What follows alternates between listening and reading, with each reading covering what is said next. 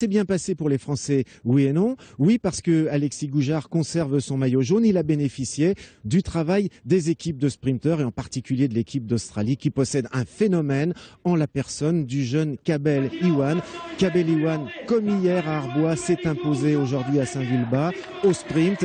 Et comme hier, il a encore privé un jeune Français, Julien Alaphilippe, de la victoire. Julien Alaphilippe se classe 3e. Ça s'est bien passé. Oui et non, parce qu'il y a une chute collective qui a concerné le maillot jaune et beaucoup de Français, mais sans gravité. Moi, j'ai pas eu de problème, il a fallu quand même que je m'arrête, mais comme c'est dans les 3 derniers kilomètres, ça a été... Normalement, on est dans le même temps que le premier.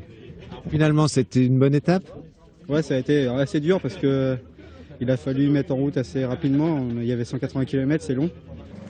Entre Champagnole et Saint-Vulbas, entre le Jura et l'Ain, l'équipe de France a dû gérer une échappée de 3 coureurs.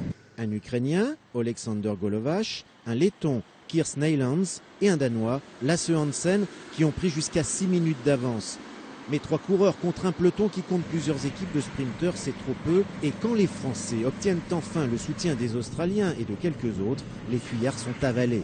En raison de la chute dans les 3 derniers kilomètres, le sprint sera moins massif que prévu, mais sans dommage pour Alexis Goujard qui conserve le maillot jaune, le maillot vert désormais, et pour Kabel Iwan.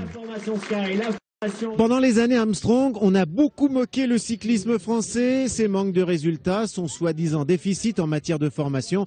On sait aujourd'hui que l'explication était peut-être autre. En tout cas, le Tour de l'Avenir prouve que la formation à la française n'est pas si mauvaise que cela. Elle est incarnée par un ancien coureur, Bernard Bourreau, qui a si bien réussi avec les jeunes qu'on lui confie aujourd'hui les clés du cyclisme professionnel pour essayer de redevenir champion du monde. Cela fait 29 ans qu'il porte au premier rang mondial des générations de cyclistes espoirs et élites amateurs. Bernard Bourreau, citoyen de Haute-Savoie, a même remporté 2 des 4 derniers Tours de l'Avenir. Et pour celui de sa dernière mission en 2013, il a encore gagné le premier maillot jaune avec Alexis Goujard. Tu m'as poussé. Ah, je t'ai poussé là. Bernard Bourreau affirme qu'il doit sa réussite au club et aux éducateurs de France et à la lutte antidopage. La fédération, comme tout le sport français, ont fait un gros travail sur le contrôle et sur le suivi longitudinal des athlètes. Et de nos jours, eh bien, ça s'est internationalisé et de ce fait, eh ben, nos coureurs ils se trouvent un peu plus, ils se trouvent plus à l'aise, quoi. Ils sont vraiment bien les jeunes que vous avez là? Oui, super, super. C'est des garçons qui sont très intéressants à coacher. Ils sont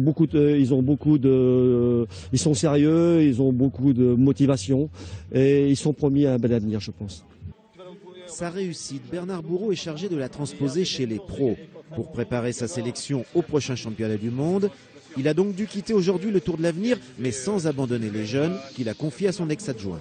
C'est un vrai plaisir de succéder à Bernard et puis pour lui c'est pas un vrai départ, il sera toujours là avec les professionnels, donc je pense qu'on va continuer à beaucoup échanger en montant tous les deux d'un cran, en montant tous les deux d'une marche, mais c'est pas ni un vrai départ pour Bernard ni une vraie arrivée pour moi.